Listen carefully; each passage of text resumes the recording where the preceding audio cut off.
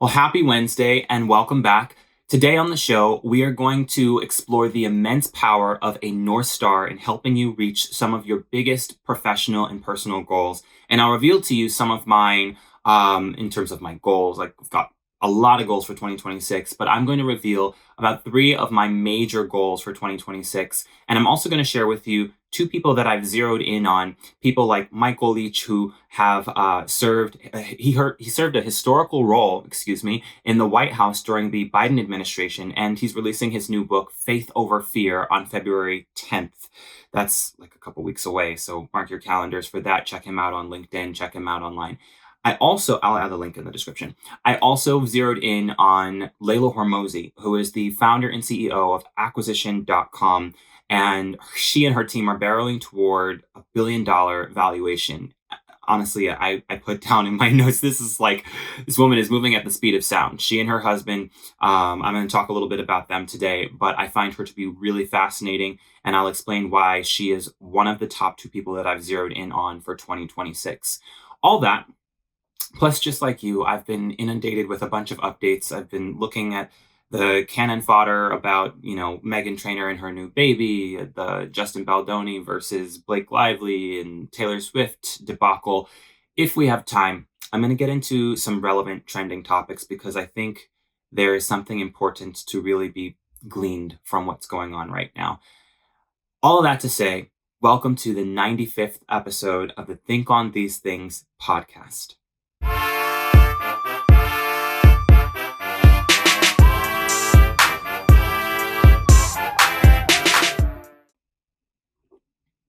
Okay, so I thought that I was going to quickly sip this and put this down, but I'd like to finish it because if I don't finish it now, it's hot chocolate, by the way, it will get cold. And a couple of episodes ago, I talked to you about how important the temperature is to me and the texture and the taste and all that good stuff when I was talking about good ideas versus, inferior ideas.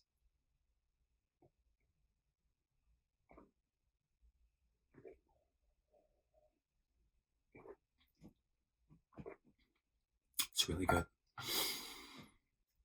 Before we dive into today's episode, because I know it's been like a brief hiatus.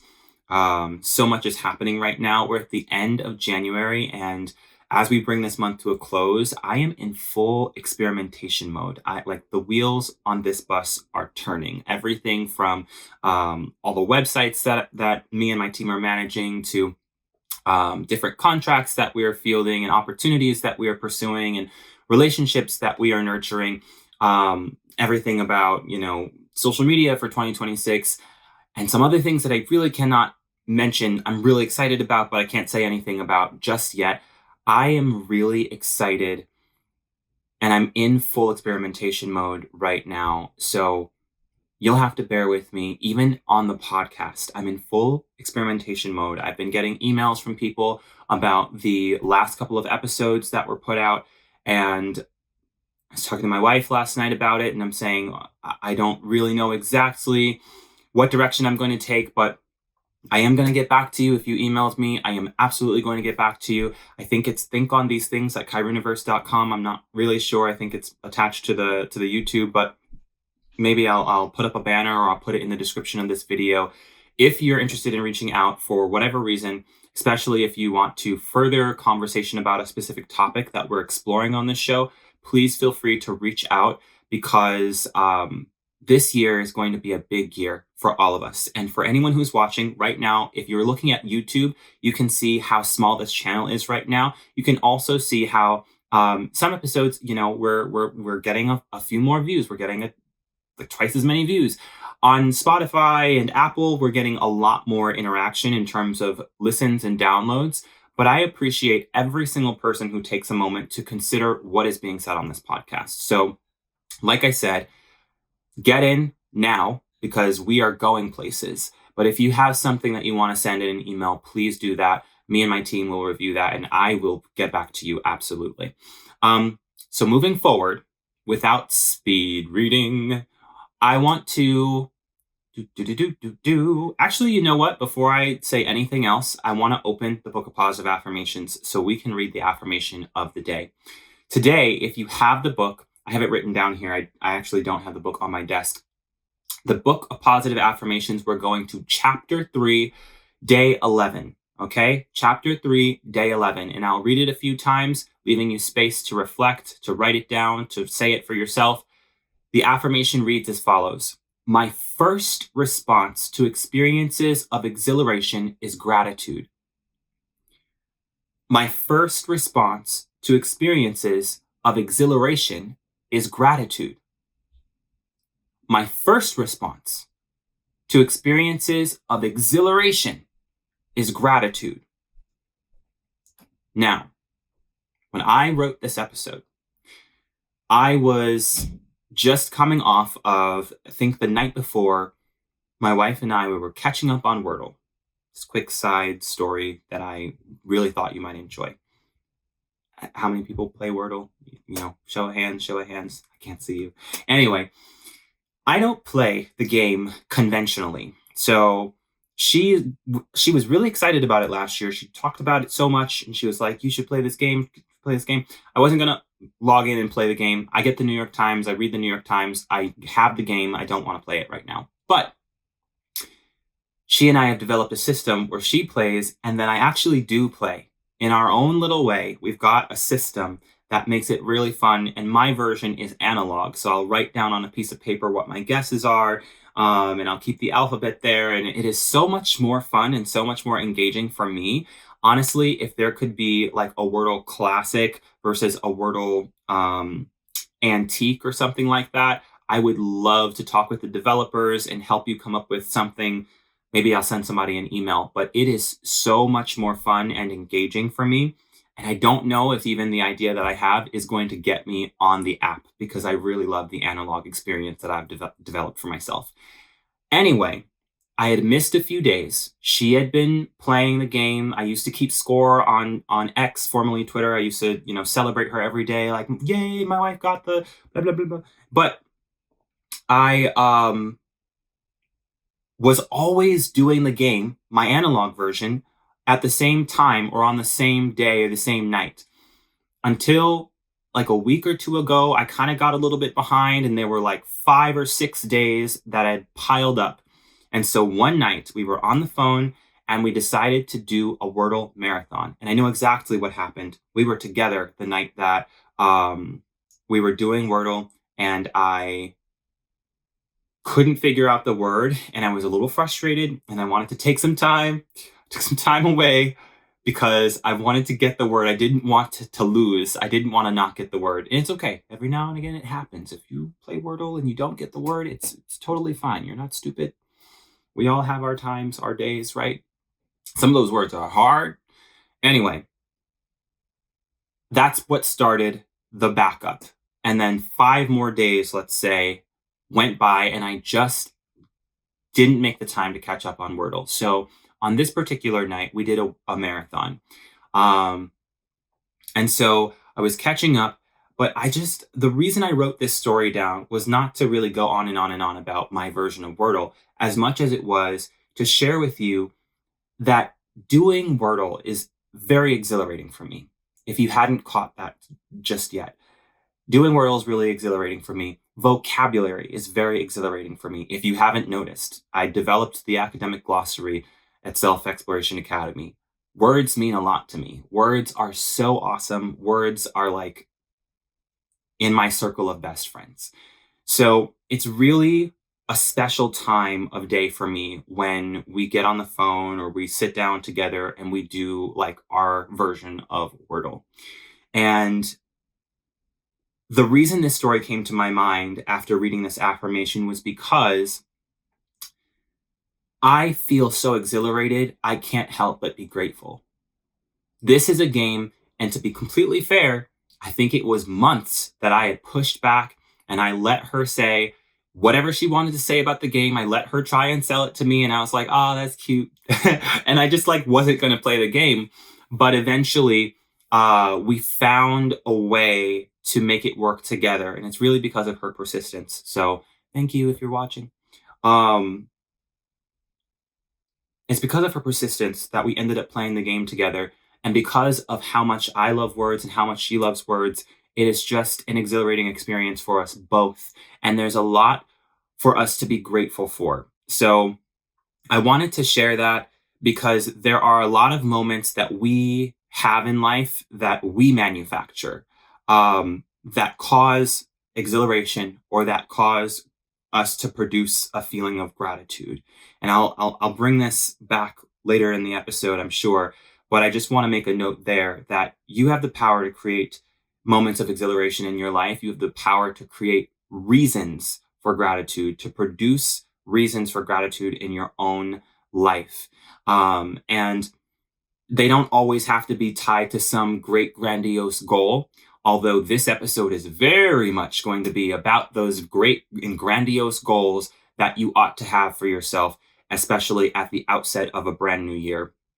This is an important year. It's 2026. There's so many different things that are happening in the world, in the nation, in our communities here in New York City, especially.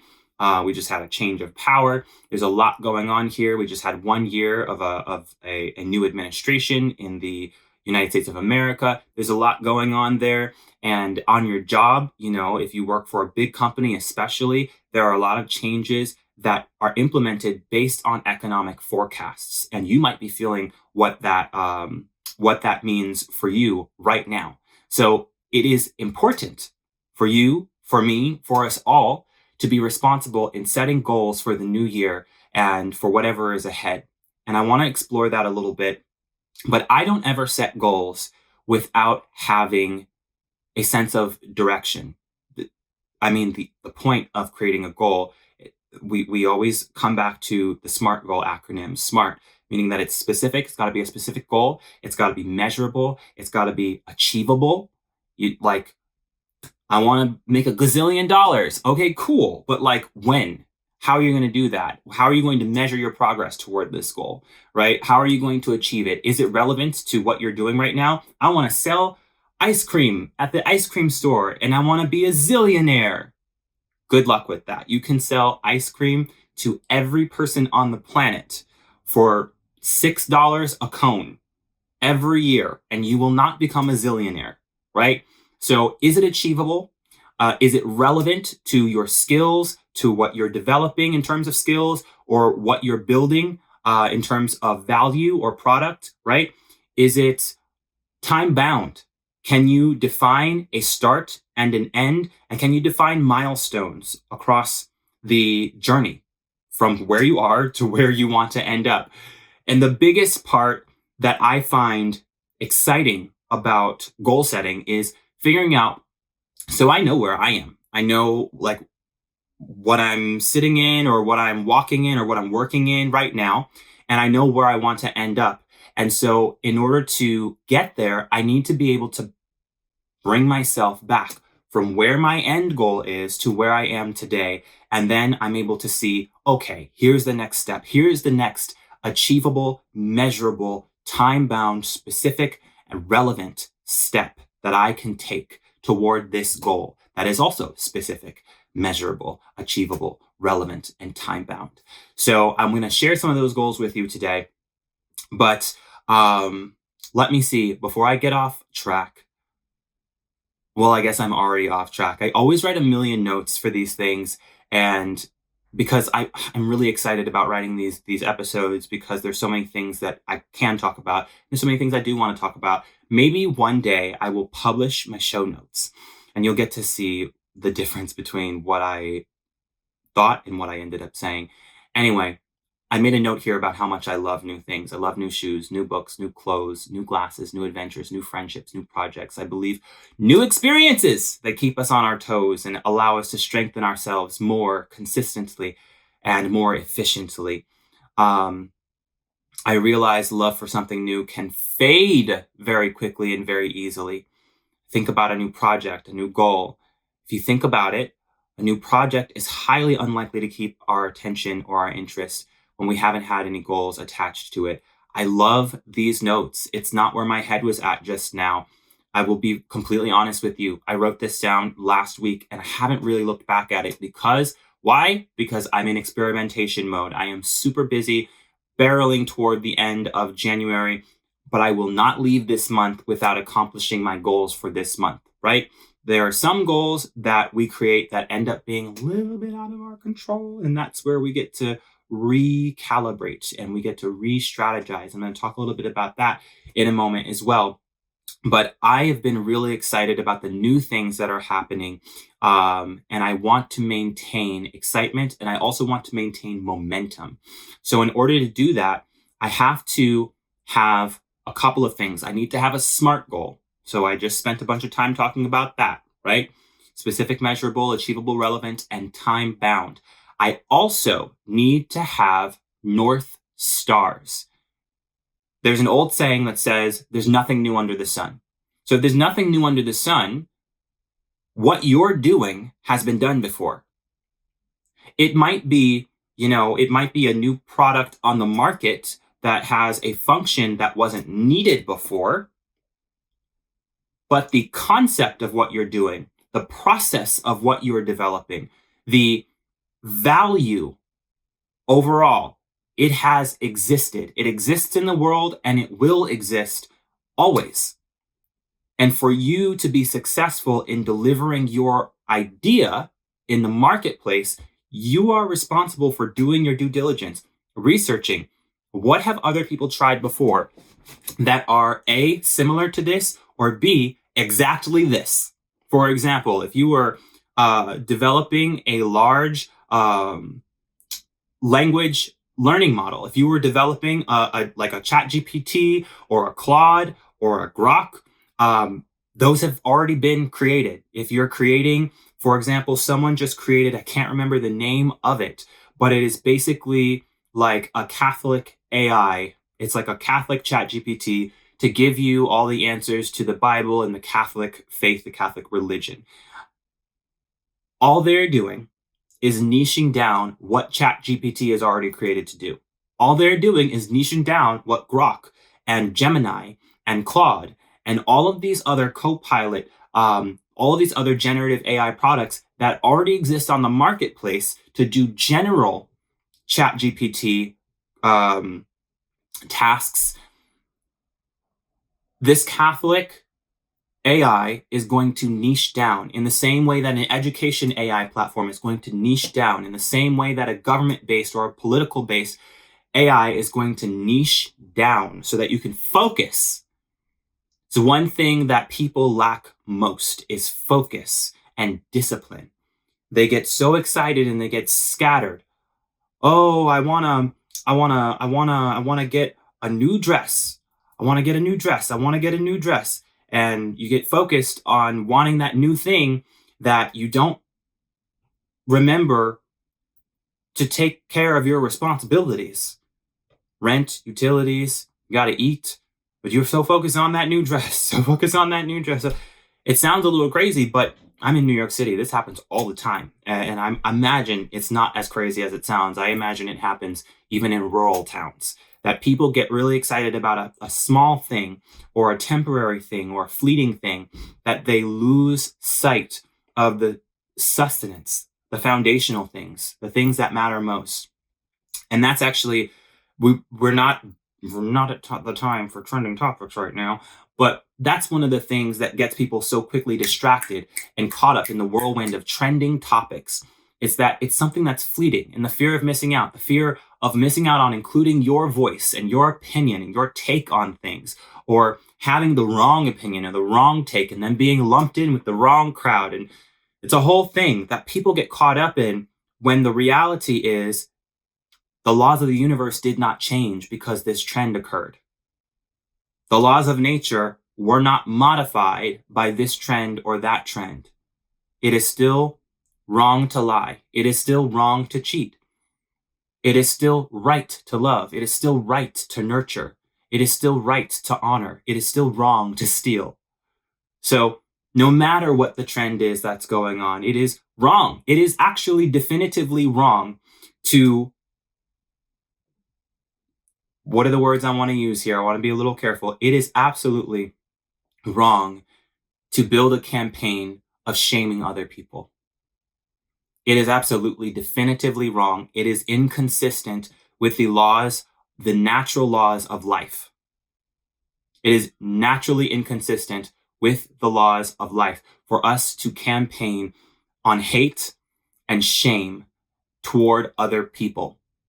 Now, I'll dive into that later if there's time. There won't be time today. So what I mean by later is another episode, another day, another time, another place. And I want to get back to talking about North Stars. Whatever you've done, there's nothing new under the sun, right?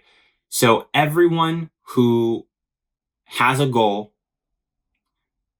everyone who's watching this show, everyone who's listening, I want to encourage you, before you continue moving forward with that goal, I strongly urge you to take a look at who has done exactly what you've done before. And if you are hard pressed to find that person, find someone who has done something similar. You don't need to get so caught up on finding someone who's done exactly what you're doing before. Cool. You want to be a billionaire?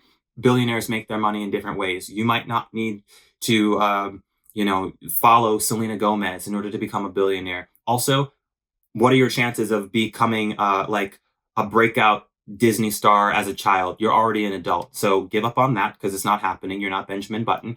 Second, what are the likelihoods that you are going to develop either a massively successful cosmetic brand? What star power are you going to leverage, right? It doesn't mean it's impossible. It just means that the model for what you're building would need to be different. You would need to you can look at Selena Gomez, right? But you would need to look at someone who isn't already a mega star, right? Who isn't already a Disney princess, who isn't already, in a lane that is cemented. If you are beginning your career, particularly as a nobody, quote unquote, in the public eye, you want to be strategic in how you're going to move forward. There are plenty of people. I don't know the cosmetics industry that intimately, so I can't give you any examples right here. You're going to have to do your own research. Similarly, between the Academy, Self-Exploration Academy, Made Up Mind, where we're publishing mental wellness content, which I should add that actually Selena Gomez is a North Star in a sense. It's really more so the work that she and her mother have done with Wondermind that has been a North Star for us, for the team that is building the Made Up Mind content and pushing that out. So shout out to them. We do a lot of our things differently. We have some different approaches to mental wellness and the distribution of content and all of that stuff in our long-term goals. But it was not without research that we started this venture, and it is not without research that we continue this venture. And my point is, it is imperative that you identify North Stars if you want to maintain momentum toward a worthy cause. What if you don't make any money for the first 3, 4, 5, 6, 7, 8 years? There are businesses that do not break even for it. The standard might be 3 to 5 years, right? And the standard is really 5 years. It's average. You shouldn't expect to break even or pay yourself a salary as a CEO for the first 5 years of your company. But what if it takes longer than 5 years? What if you can make it happen and you can make it work and you can make it last? You can stretch that additional 3, 4, 5 years beyond the average because you believe in what it is that you set out to do. Maybe it's something that God told you to do. It's not something that you just purposed in your heart to do, but God told you and you're following instructions. What if you don't make your first profit in the first 5 years? You've got to have a goal, number one. And number two, you've got to have North Stars. You need to be able to look up to people. And eventually we'll talk again about mentorship. We've talked about that before on this podcast. You need to be able to call people and ask them for advice and ask them for solid perspective. Don't call someone who hasn't done what you're doing and ask them for advice on how to do what you haven't done. Don't call someone who has not accomplished what you are working toward and ask them for advice. They cannot give it to you. It's not possible. It defies the logic of nature.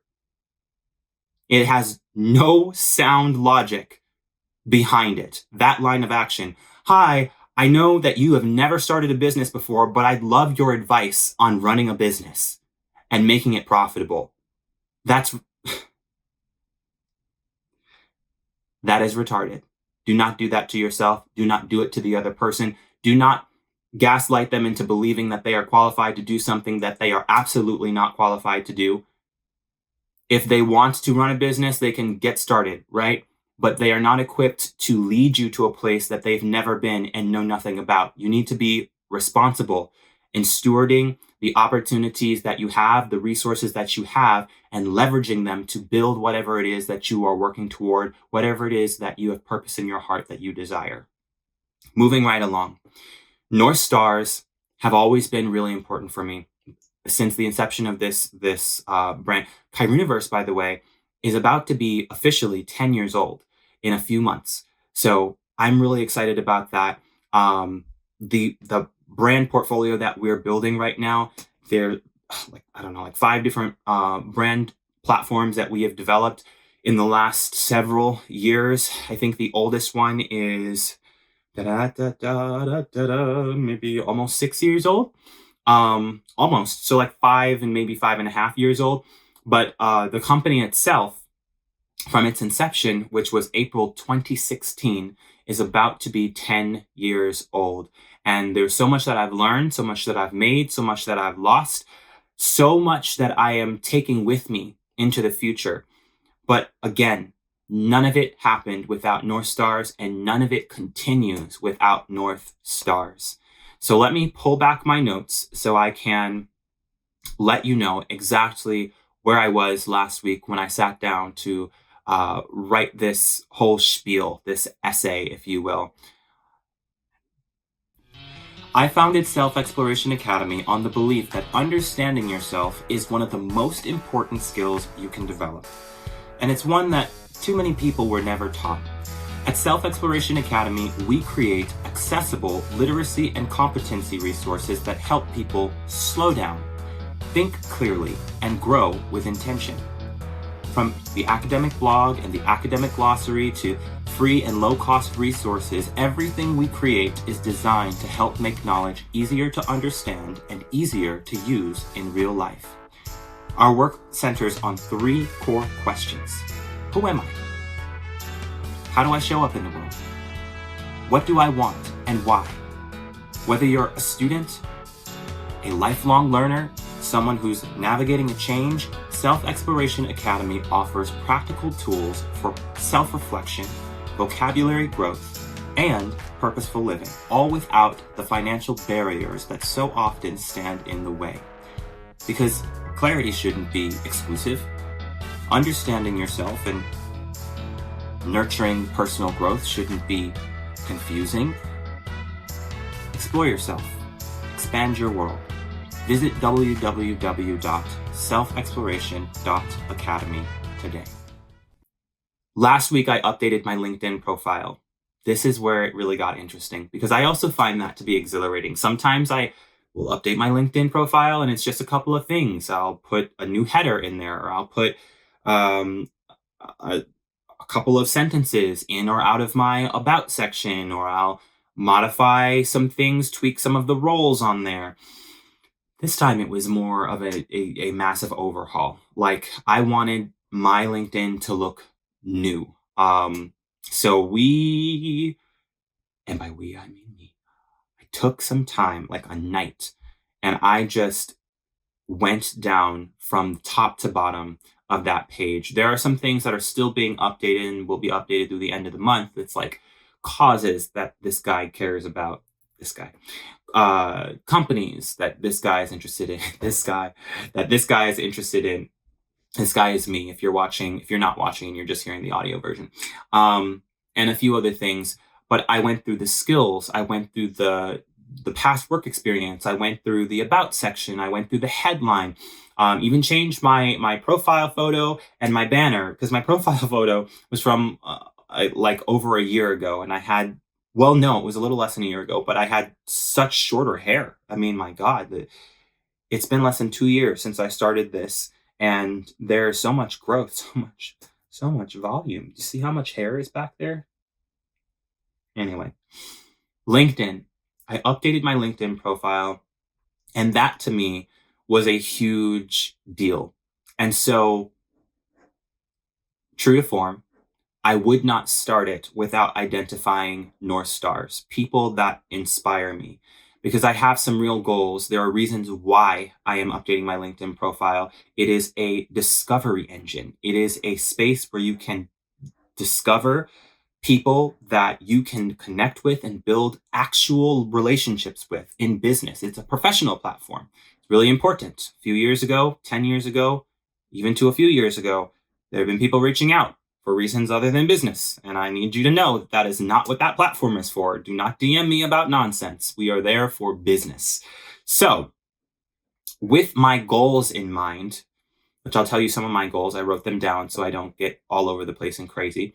With my goals in mind for this year and into the future, I looked at some pages where I knew, and there are so many pages that I follow that I really admire. I mean, from people like Jordan Guyton to Chelsea Williams to Travis Dawson. And there's one other person, I think it's Des Barra, that I was thinking about. I wrote it down, but I don't actually know where on this page. So I find those people to be really inspiring. So if for some reason you stumble on this podcast and you make it to the 30-minute mark of this episode, I just want you to know that I really appreciate everything that you have done, that I've been able to see, whether it's a conversation that we've had, because I've known all of these people personally at one point or another, professionally, personally or professionally at one point or another, all of them professionally in some capacity. And I just want to say that it is with immense gratitude that I get to speak about you, get to reflect on you and the impact that you've had on my life. And I admire the work that you're doing. And I hope that you just continue to grow and that your heart is full, that your pockets are full, that your families are blessed, and that you continue to evolve from glory to glory. So that's just a heartfelt thank you that I wanted to share. And I wanted to just kind of call their names out, that they are some people who I find inspiring, because the North Star is not the end all be all. The North Stars that I'm getting ready to reveal to you, which I had talked about in the intro, so you know their names already. They are stellar and they are super relevant to who I am and where I'm going. And that's why they're North Stars for me. So just to cat's out of the bag, this is why they are North Stars. And I can still be inspired by everyone that I just mentioned and not compromise the significance or the importance of zeroing in on people who are a little more relevant to what I am going for in life, in my career and in my life. So I wanted to share those things and give some people some flowers because they deserve them. So out of all the people I'm connected with on LinkedIn, I wanted to center on these profiles. There were a few. I think I had pulled up 5, and some of them are names of people that I did not mention. But I will say, there's a lot of people to admire on that platform. So, Conscious, Juan, oh my goodness, the names escape me right now, but there are so many people. The people that I ended up zeroing in on are Michael Leach and Leila Hormozi. So first, let's take a closer look. And I'll link these folks in the description for this episode. Michael Leach is a quote-unquote trailblazing executive, board advisor, first ever White House chief inclusion officer, leadership and culture strategist, speaker, and author. This man, he is releasing a book, like I mentioned earlier, on February 10th called Faith Over Fear, and I will be getting a copy. He and I used to go to church together in Harlem many years ago, and I've known him to be a really great guy.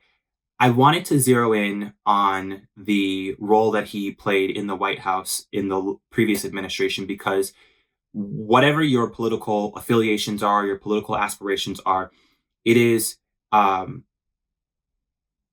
worth noting and important not to look over the fact that a role that never existed before became possible. It existed, and it will be told throughout the annals of history of this nation that it existed. And this man had the opportunity to be the first to step into that role in supporting the previous administration and carrying out their policies and their goals. Now, again, whether or not you agree with the politics of the administration is not the point. The point is, it is obviously the office that he held was not the highest office in the world. The president of the United States is a pretty big deal in the world, right? So to be in his cabinet or to be in his administration is a huge deal. Whether he's a good president, a mediocre president, or a terrible president, to be in the circle of support for the president of the United States is a massive deal. And then on top of that, to be in such a historical role, whether they repeat the role ever or not, the fact that you were in the role and you were the first, you were a pioneer, that is huge. And I have admired this man for a very long time, Michael, I'm speaking of, because again, we went to church together in Harlem many years ago, and I've had many conversations with him and his wife. This is before they became parents of two lovely girls, and it's really wonderful to see their family growing, to see both their careers growing. Like I said, lovely wife. I went to dinner with her once to discuss some business things, some career matters, and I just found her demeanor just like his, to just be graceful, there's a lot of humility there, and there's a lot of experience behind everything that they say and do. And I just admire it so much.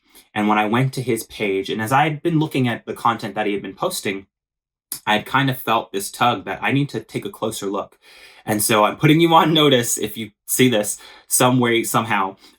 Michael, I appreciate you, and I am watching because I'm excited for what you are going to do next. And I'm grateful for what I get to learn in the process. And I will be applying the lessons that I've learned because I have some ambitious or audacious goals, I should say. And I will be working toward those goals with examples like the ones that you've given as a professional, as a man, as a husband, as a father. So I appreciate that. Moving along. The second North Star that I chose to zero in on for this LinkedIn project, plus goals that the LinkedIn project are tied to. I wrote down Leila Hormozi. As I mentioned before, she's the founder and CEO of acquisition.com. It's a company that she and her team are scaling toward $1 billion. Now, to be fair, my best friend, Samir, who, by the way, well, you'll never see my license, but I went to the DMV this morning and got my license picture updated. And I texted him, I said, I wore a blazer from Organic Decline. It's his like premier brand. He does fashion, clothing, and a lot of beautiful art through the genre of abstract surrealism.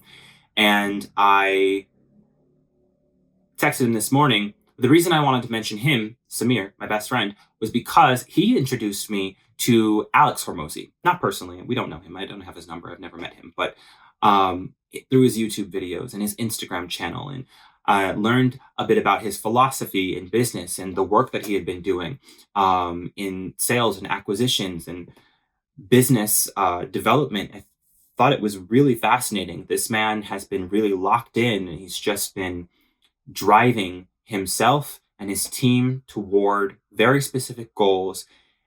And I think, if I remember correctly, he and his wife, Leila, who I'm going to talk more about in a moment, they broke a record. Maybe it was last year.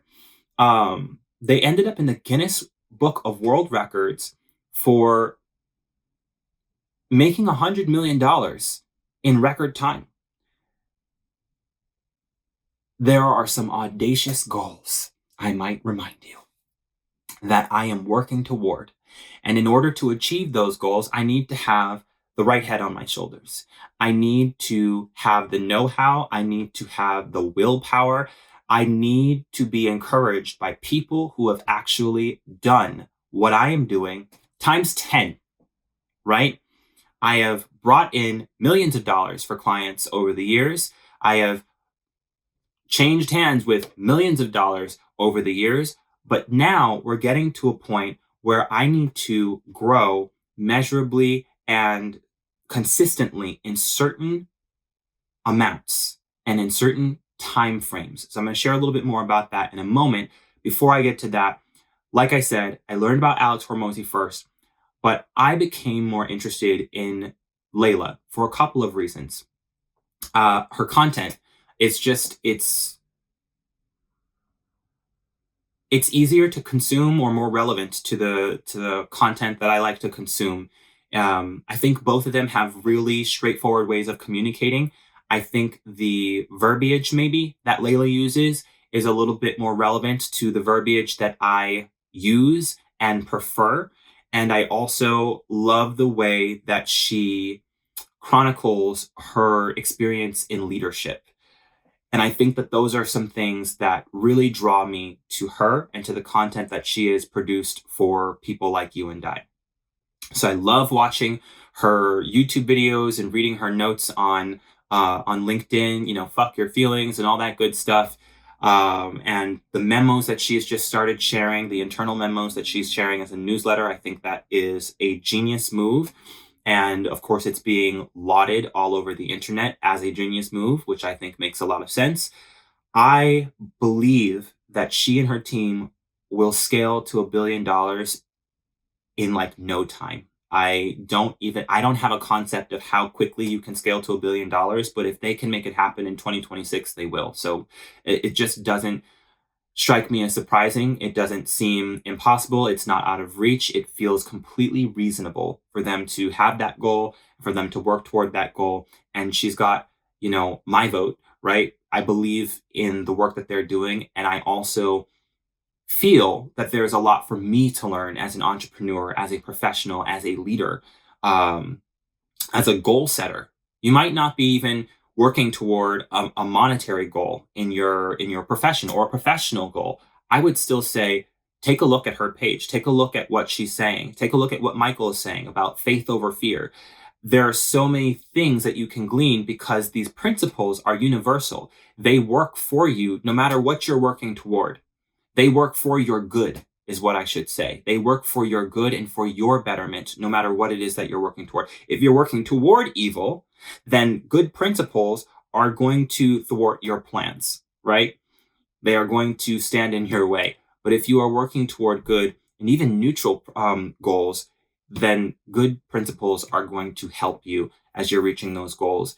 But whatever it is that you're working toward, these good principles are going to be for your good. So I encourage you to take a look at what it is that they are talking about and what it is that they are building, because both of these folks have collected achievements that I think are worth knowing about and understanding in terms of process and strategy.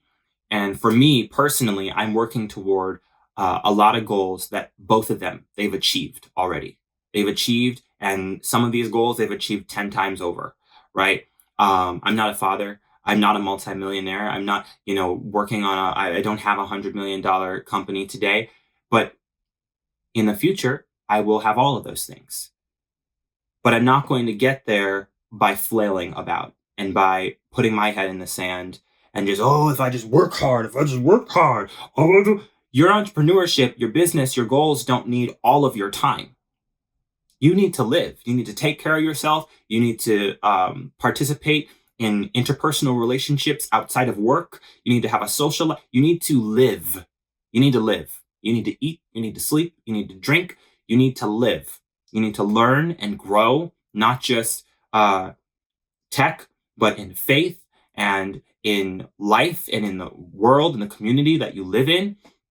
You need to understand the policies that govern the community that you live in. You need to understand the principles that govern the communities of faith that surround you and your environment, because it impacts how people interact with you, and it impacts how you can connect with, reach, and serve them. Too many people are worried about finding out how everything else in life serves their own interests, when they ought to spend a little more time learning about how their work, their goals, their desire, their skills, and their talents can serve others, can reach others, can connect with and provide for others. So there's a balance to it. And as I'm working toward my goals, I realize, whether it's building and scaling a multi-million-dollar business, claiming space as a change agent in government, growing a team through high quality leadership and strategic long-term partnerships, or buying a house, building a family, I realize these are things that both of these folks, Michael and Leila, they have achieved. And it either resonates with me or challenges me in a very specific way and helpful way. These things help me make better decisions to stay focused on reaching my goals. And that's why Michael and Leila are two of my North Stars, particularly as it relates to this new LinkedIn page that at this point, by the way, you should be looking at my LinkedIn. I've talked about it. You've listened to me talk about it for 20 minutes. Maybe check it out. But the goals that I have that are attached to my why for changing my LinkedIn, both of these folks have done all of that stuff and more between the two of them. So I want to talk about my goals real quick before I move into this next section. And we are really running low on time. I'm going to read through. There are 3 goals that I wanted to share with you today. Number 1, I want to sign a multi-year contract with at least one client or partner by the end of May. Now, the reason I'm giving myself a little extra time is because I know what my workload looks like right now and for the next few months. So I know realistically how much time I will have to dedicate to the potential scope of a new contract that would be multi-year. Right now, and it's not to say that we can't find one that is like lower scope and a little more manageable and won't need as much of my time as I currently anticipate it will need. Right now, though, like as of today, I have not signed a multi-year contract with anyone.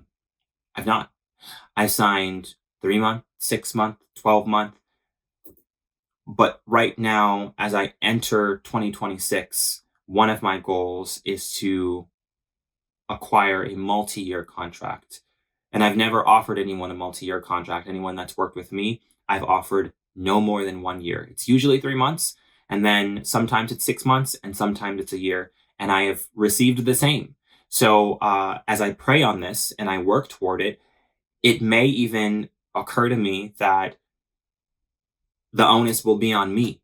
And this is my personal journey. It doesn't mean I'm not giving anyone advice on how to do this because I'm still learning how to do this.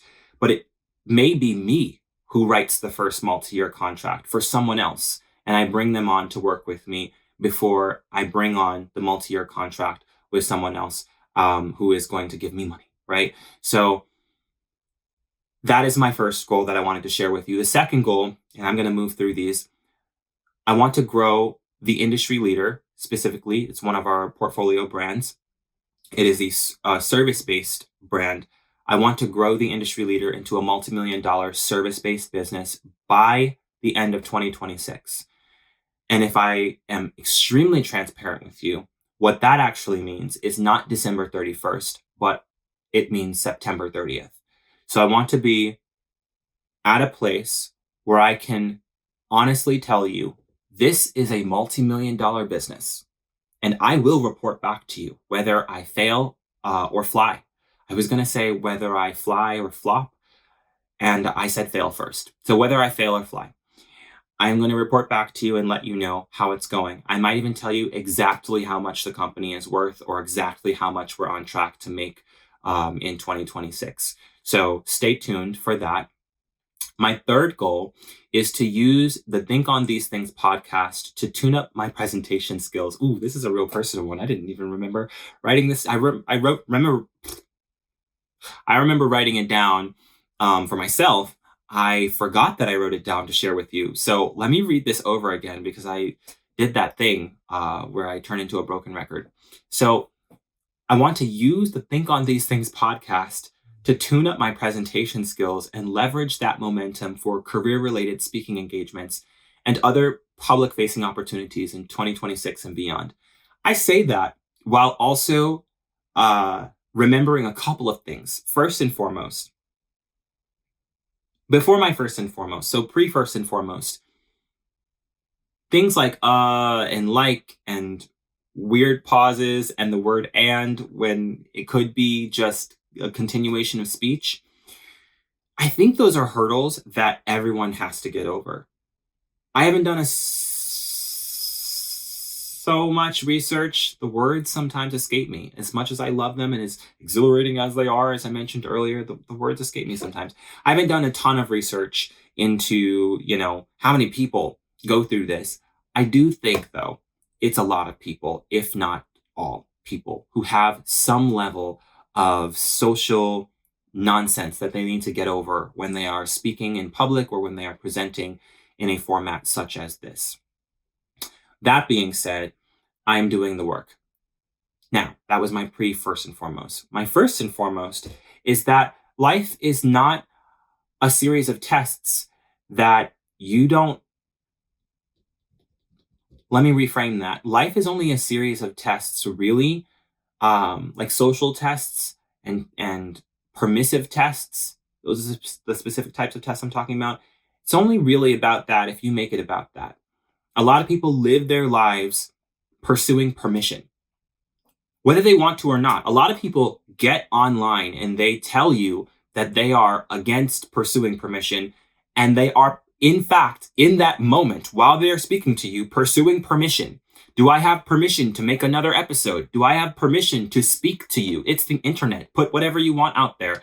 Literally, put whatever you want out there. There are consequences for your actions, but why are you waiting for permission? Why are you pursuing permission? This show, my show, is not pursuing permission. I'm going to say whatever I want. It's my show, right? There are goals that I have that govern my decision-making process and whether I will or won't, or whether I'll continue or stop or pause and recalibrate before I resume.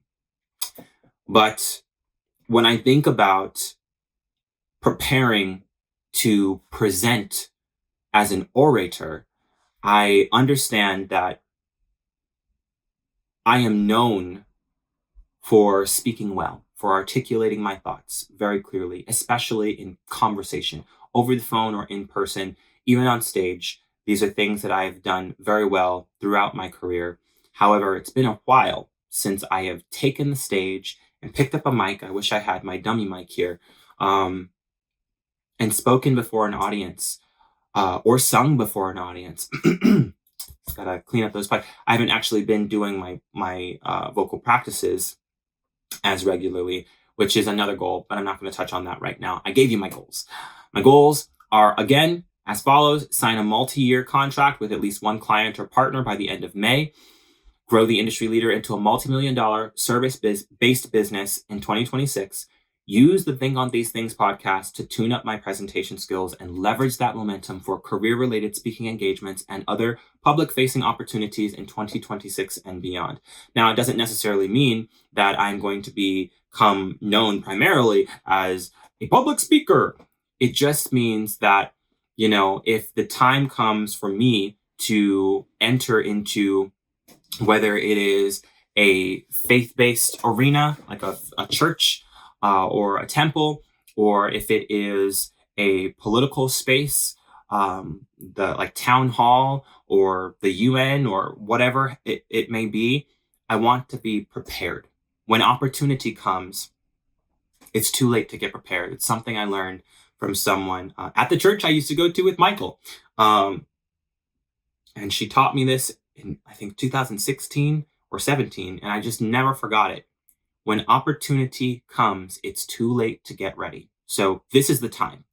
This is why we set goals and we work toward them, because when it comes time for us to reach that goal, we want to be in a place where we are ready to step into the accomplishment, to step into the season of achievement, to step into the season of completion. But you have to be present in the season of preparation in order for you to be present in the season of completion. So without going into a full-on sermon on that, I want to review my notes, break this down very quickly because we don't have much time. I'm going to skip all this stuff. I wanted to talk about the power of gratitude very quickly. It's a topic that we have touched on so many times, but I don't think you need to go back in order for us to just touch on it really quickly here. I want to really just drive this home because I spoke about being grateful for Wordle. Then I spoke about being grateful for four specific people on LinkedIn: Travis, Des, Chelsea, Jordan. I also spoke about my two North Stars and I expressed my gratitude. I didn't express as much of a heartfelt thanks to Leila, probably because I don't know her personally and I've never met her. However, that doesn't mean that I do not feel a sincere and immense measure of gratitude for her. So, in the same way that I directly thanked all of those other folks, I do want to extend the exact same form of thanks to you, Leila. In case you ever see this clip, if in the off chance that this ever reaches you, it is important for me to honestly express how grateful I am that you are working very, very consistently and very publicly toward your goals. I think it is admirable. And I also think that it is actionable. And those are two very important things to me. And I want to make sure that I honor that sense of gratitude that I have with my words and deeds, that I actually get up and get to work on the things that I am working toward. Because if you can do it, I can do it. If I can do it, someone else who's watching my show can do it. If they can do it, right? It's a chain reaction. It's a ripple effect that is very much in motion. And I just want to let you know, if for any chance, for any reason, you end up seeing this before I meet you in person, which when I meet you in person, you can expect the same level of gratitude, if not more, right? That what you're doing today is changing lives. And this life here, mine, is one of them. So thank you for that. As we talk about gratitude, I wanted to really take a moment to give it some space here during this episode, because I noticed that when you're grateful for what you have, you're willing to treat it well. You're willing to treat it well. I've got a small collection of clothing items: sweaters, jeans, special shirts, things like that, blazers, like the blazer I talked about earlier, the Organic Decline blazer. These are items for which I'm extremely and uniquely grateful. So not just, I love all my clothes. I love this. I love the jeans I have on. I love the jewelry I have on. But there are things that I have that, for which I'm uniquely grateful. And because I am uniquely grateful for these things, I'm uniquely inclined to treat them with extra care and caution. I was talking again with my wife about how I care for. We're like new, we're figuring out our life together and all this stuff. And so there's a lot of stuff that she's teaching me about her and how she manages things. And there are a lot of things that, I'm teaching her about how I manage my life and my things and myself, my person, all of that stuff. Those are conversations, real conversations that you need to speak with one another about. You need to speak with your spouse about. I was talking with her about how I handle denim the other day, because I was doing all this laundry and showing her all these things. And so I had to specifically tell her there are places where I put like everyday jeans. There are places where I put special jeans that I love, even if I wear them really often. And there are special ways that I take care of these jeans. And so, because I'm uniquely grateful for these items, I'm uniquely inclined to treat them with extra care and extra caution. The same is true for relationships, right? So I'm uniquely cautious about stewarding authentic and good-natured relationships with others, because I am grateful for the presence we share in each other's lives. I talked to you about my best friend earlier. There's a unique bond that he and I share that goes back for years. But even in the very beginning, it was a unique bond. And so there was a unique sense of responsibility to nurture that bond and to define that bond with each other as well. You may recall earlier in this sort of season or this month of the podcast, when I talked about certain boundaries I maintain in communication. That's what I was talking about, like how to deal with liars. And even before then, I talked about like, don't text me, scammy text and blah, blah, blah. For everything that I said about what I expect from other people, I want it to be really clear. I don't ever demand stuff unilaterally of people. I think that's unfair. It's not right. It is definitively wrong. So if there's something that I am asking of you in a relationship, it is not something that I am unwilling to reciprocate. If I am asking you for the respect of sending me substantive communication when you reach out to me, I will do the same. If I ask you to spell my name correctly, that's actually a baseline thing that a lot of people they don't get. If it's too much for you to spell my name correctly, it is 4 letters that happen to all be in capital. They all happen to be capitalized, Kiru, in all capital letters. There is a limit with me of tolerance for people who misspell my name, particularly after they've come into a relationship with me, whether it's personal or professional, and they know how my name is spelled. It's the same thing as if there's a show called Royal Crackers, and the main character's name is Steve, not Steve, but Steve. And I think they actually have some scenes where people, they either mispronounce his name or they misspell his name, whether it was intentional or unintentional. It is a reoccurring theme in his life. And then people kind of give him some hard times because his name is unique. And people have given me a hard time because my name is unique. And I want to tell you that it is not a cause for me to recede or to make myself small. In that moment, I know my name, right? I am the one who is introducing you to the reality of who I am and how I am represented. And the authentic spelling of my name is a baseline expectation when you are reaching out to me, when you are speaking to me, when you are writing to me, when you are representing me in writing to others. It is important to me. So I make it known. And if a person is unwilling to accept or respect that, they are unwilling to respect me as a person. And it's very short-lived, the relationship that we're going to have. In fact, someone that I was working with recently into the beginning of this month, we were kind of in limbo. And I say we were kind of in limbo while knowing that I'm not going to work with this person again. The ball is in their court to actually make a decision. And they were supposed to get back to me, I think it was by the end of yesterday.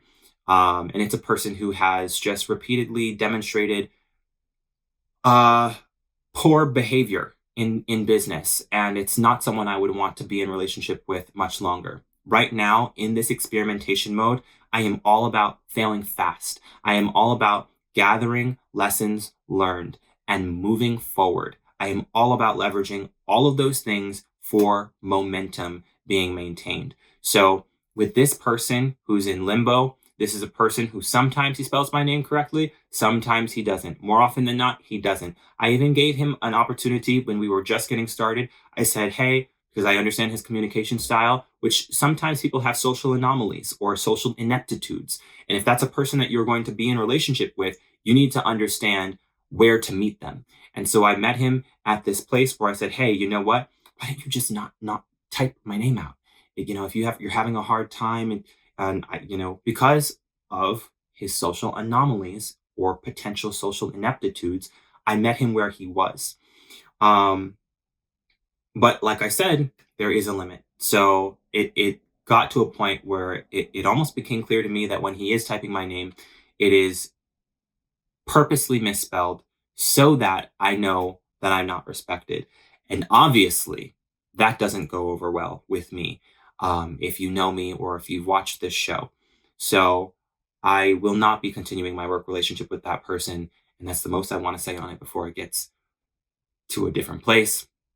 Because I'm a human and I have feelings and I have some words about that situation. So, getting back to this, because we're closing out, gratitude. Gratitude is where you want to begin and is where you want to come back to. And I saw someone say you can't be grateful and grumpy at the same time. I disagree with that sentiment. I do believe that you can be grumpy, not perpetually, but I think there are moments where you are going to be upset and you need to be honest about that. There are feelings that certain people, certain relationships, certain memories drum up. That's why you're not supposed to dwell on them so much. That's why we just moved on from that terrible work relationship that I was just describing, because you're not supposed to dwell on those things. These things that you're supposed to think on are things that are lovely, that are pure, that are of good report, that are praiseworthy, if there be any praise, if there be any virtue, these are the things that you are supposed to think on. Think on these things. That's why this podcast exists. And I'm getting a little preachy right now, because it is imperative that you take captive every thought that comes in your mind.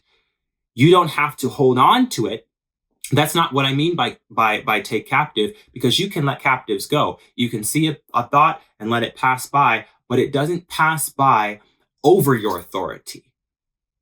That's what I wanted to make very clear. Therapist is going to tell you to observe the thought, let the thought pass by. The operative word there is let, right? A lot of people get caught up in this, well, I couldn't control my thoughts. And no, you cannot control the existence of the thought. The thought is produced by things that you don't even recognize around you sometimes. You don't have control over the production of the thought, the inception of the thought. What you do have control over is the lifespan and the direction and the trajectory and the overall impact of the thought. That's a list of things. I just said so much there.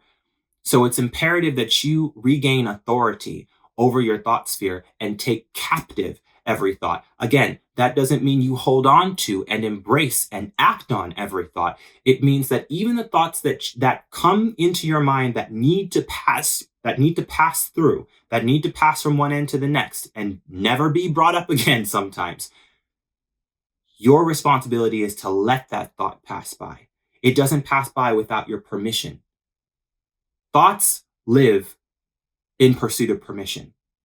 You don't live in pursuit of permission unless you choose to live in pursuit of permission. Thoughts by nature live in pursuit of permission. So if you decide to move forward with that thought, that's your responsibility. It's actually still under your authority.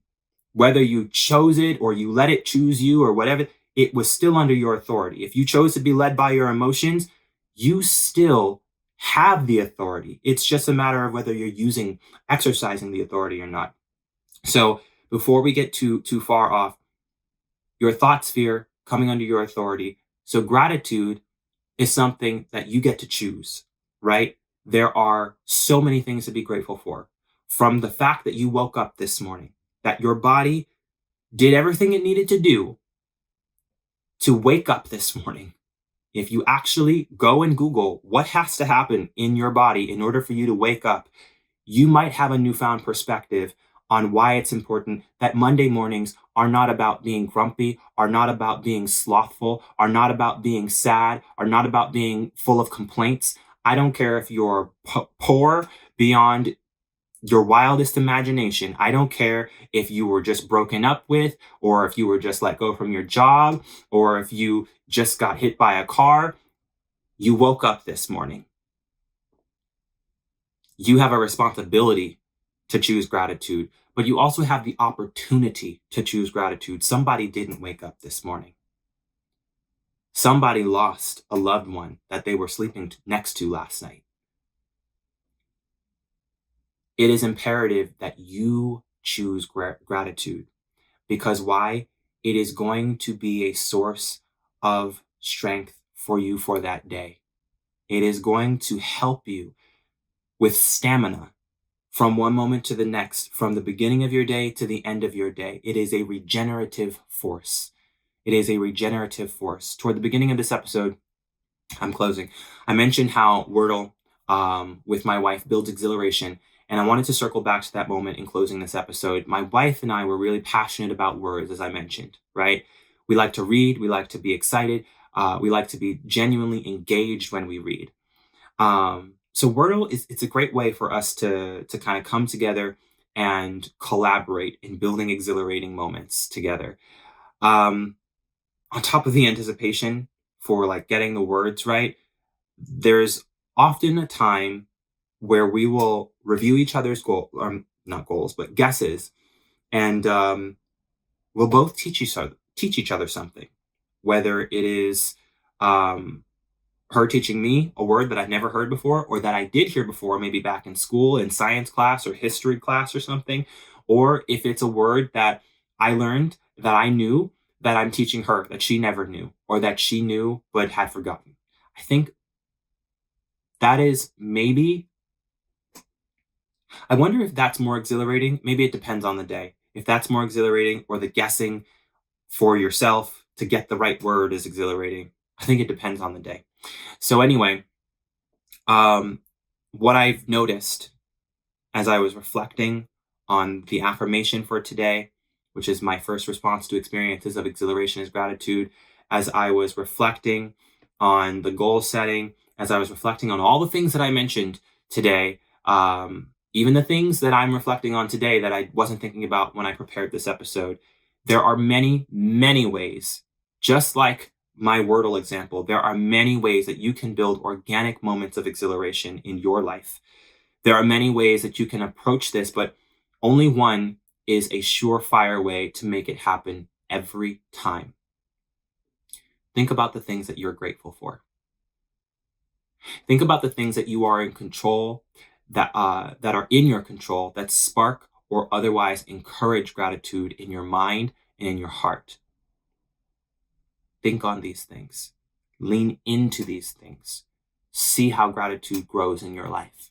See how it becomes a regenerative force in spaces where you've been feeling depleted, when you've been feeling depressed, you've been going to the doctor to be prescribed drugs, when really what you needed was gratitude.